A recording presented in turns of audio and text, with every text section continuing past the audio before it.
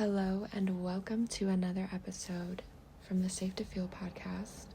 I'm Leah, and as always, I hope you are all doing well. I have always sort of labeled or viewed my empathy as both a blessing and a curse. A blessing because in being an empathetic person, you have this innate ability to deeply and profoundly experience and feel the pain, the joy, anything of another person. And for those who can relate, I can feel someone so very deeply on a extreme level without them realizing, which opens the ability for me to truly understand from a level of felt experience within my body that person, feeling that person on a emotional and an energetic level. And it's an extraordinary thing, but I've always also felt at the same time, while it gives me such great insight into other people and the collective as a whole, it has also felt like a curse, because before I was able to really learn how to separate myself, which if you are an empathetic person or deeply empathic, it's really important for us to know how to cleanse ourselves and to protect our energies. Because when you are very empathic, you can absorb others' emotions, energies instantly, effortlessly. Sometimes, and it's not intentionally either. You can just be in a room and pick up on other people's energies and emotions. And so, as someone who is deeply empathetic, you are deeply sensitive to energies and emotions.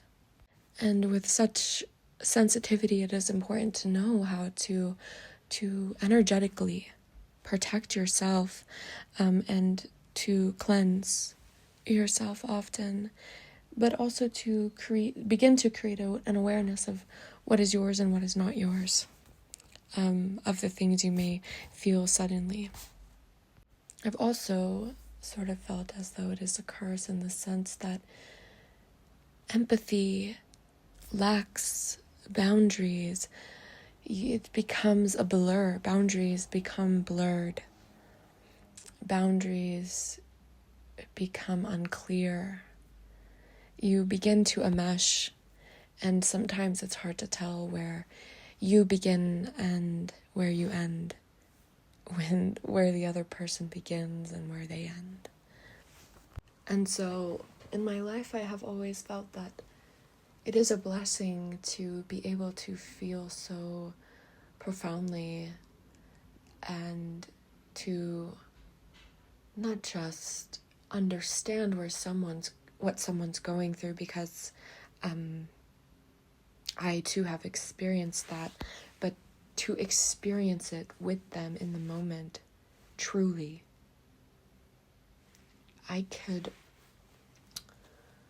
It's like, and anyone who is really empathic will know, it's like you are there in the experience. And I'm not sure how other people experience it, but it can go very deep for me. Like, I will get a lot of insight. I can, and I have the ability to gain deep insight on someone's energetic and emotional states, sometimes even their mind. But anyway, that's not really what I'm talking about here. empathy, while it sounds wonderful, it's risky. And some may argue that compassion and empathy are the same thing. But from my perspective, I disagree. I think that empathy and compassion are two separate things. While they're similar, they are not the same. And today I actually want to talk about fierce compassion. Compassion keeps us in our own energy. Empathy is risky because, like I said, boundaries become blurred. Your energy, you and me, like I said before, where I begin and you end, it becomes unclear. And so let's say someone in your life, their behaviors are hurting you, and whether it is intentional or unintentional. When someone is hurting you, fierce compassion says, I am going to, I don't know what the situation is. Perhaps I'm going to walk away from you, or I'm going to call the police, maybe in an extreme case. Empathy says, but I feel for them because their childhood and this and that, and you're so wrapped up in their experience and their emotions and their pain. And so it becomes risky. You are losing sight of your own needs, your own self. Empathy, almost by accident, creates excuse. And empathy without boundaries is dangerous. And so that's where fierce compassion comes in. And I was sort of thinking about it, like, empathy is really, it's from the heart space, like deeply and truly from the heart space. For example, the other day I was in class and someone was speaking and sharing their story, and while they didn't get emotional, because they were able to control their emotion and continue to speak, I immediately picked up on what was inside of them, and I couldn't help but tears fell from my face, and I had to, wipe them, but I had no control over that. It was immediately and deeply connected into their emotional and energetic experience when they were talking about their story. Fierce compassion is both the heart and the mind. It's a blend of wisdom and strength to act with courage and to set boundaries. It's not rooted in anger, but in love. When you set boundaries with fierce compassion, it is still because I love you unconditionally, right? I love myself and I love you, and so that's why boundaries are set. It is a combination of ethical decision-making, wisdom, and firm action. And so, as someone who has been deeply empathetic for many years and really struggled with, struggled in the past really with the boundaries or the lack of boundaries, or if you're someone who has deep empathy, you will relate that it's not something you try to do. It's not something that happens with effort. It's just innately you are in tune with everyone around you. And so learning how to create those energetic boundaries when necessary for your own well-being is extremely important. Because if you're someone who is I don't really like the labels, but let's say an empath, someone else's sickness from worry, fear, their sadness, whatever it may be, it becomes your sickness too if you're not careful. And that's why it's really important. And so, coming into this field, I've only ever had one concern and worry for myself, and that was my empathy. Being a therapist who is deeply empathetic was always concerning to me because, as I stated before, yes, it's a blessing. It brings ease for me into understanding people on a level that cannot necessarily be explained with words, but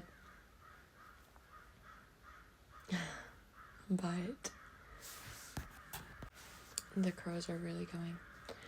It also concerned me of how I would take care of my own well-being. Having to cleanse myself, having to learn how to detach or separate, create boundaries between me and another person. And so really cultivating this idea of fierce compassion has reignited me and solidified and brought confidence in me when it comes to this. And it's no longer a worry for me. And both professionally, but also when it comes to my friendships, when my family, my partner, whatever it may be, interpersonal relationships, fierce compassion is exactly what is needed. And I sort of see it as there's a temperance, there's a balance between my wise self and my fierce self. These are parts of myself that I am aware of. And if they work together, that creates the perfect combination. And what it really creates is fierce compassion. The birds. And so I think that is the practice of making boundaries, right? With yourself, with other people, saying no, saying yes to what you need. And I think when we sort of attach ourselves too closely to labels, it can be a little all too consuming, which is why I don't tend to really like labels unless they're bringing more understanding, right? And so stepping away, if you do see yourself as an empath or someone deeply empathetic and you are quite sensitive to energies and emotions, like truly it impacts your life, try to step away from that label. And two, I would really recommend learning to cleanse yourself and create energetic boundaries, which I would love to. I could definitely make another episode about those things in particular. So creating energetic boundaries is just as important. And then creating physical boundaries for protection. And not overly being protective, but, to some extent. Again, it's with that balance. But yeah, I think kind of stepping away from with quote-unquote identities or an identity can help us transition. And so yeah, it's very cool. I wanted to share that with you guys because I'm sure quite a few of you who listen are also very sensitive and empathic. So yeah, fierce compassion, setting boundaries, and still holding that love, the unconditional love, the ability to feel while also protecting your needs. I wonder what is going on. Is there an issue? Sorry, I'm distracted by the birds.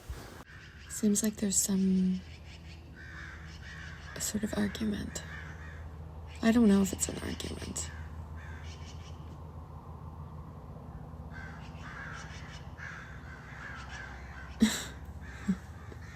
Another thing I wanted to say to all my deeply sensitive souls, it's really important to schedule enough free time for yourself. This is something that's really important, because you need the time and space alone to recalibrate, recharge, cleanse your energy. And I think a lot of sensitive souls who may not be aware of their empathetic nature, if you have any Pisces placements, this is true for you as well, how easily you will absorb and do absorb the energies around you.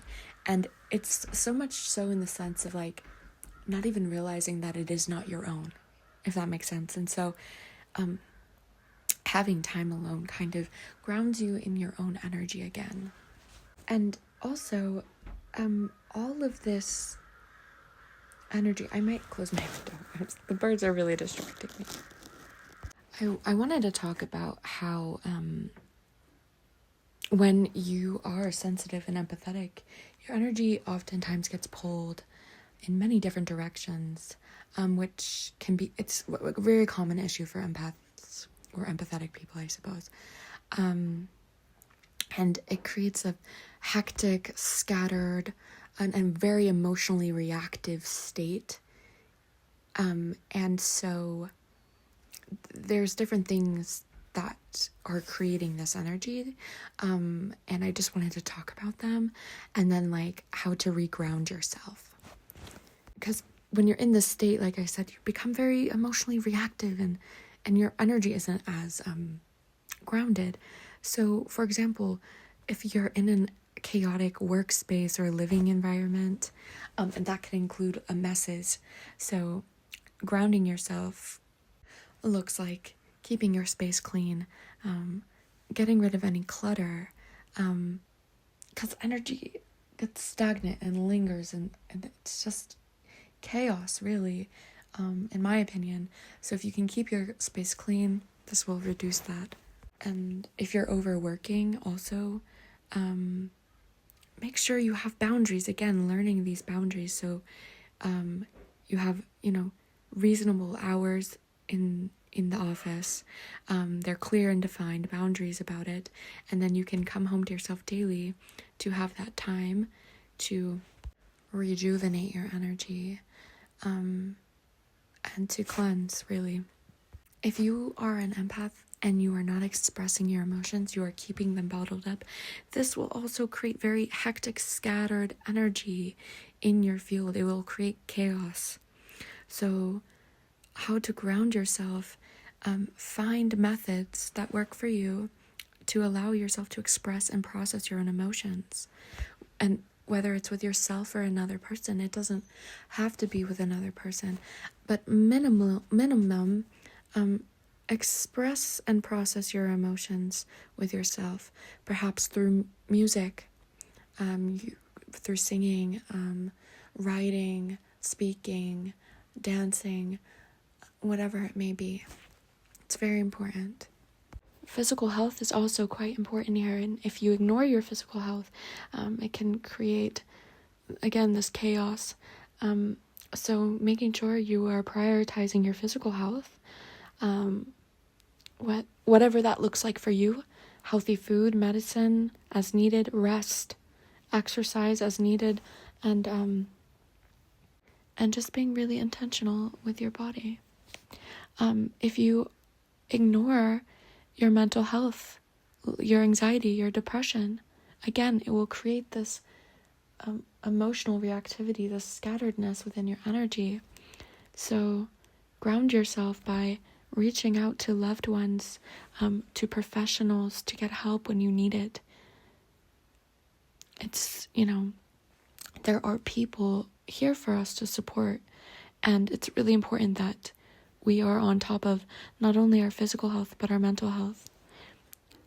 Sensitive people also may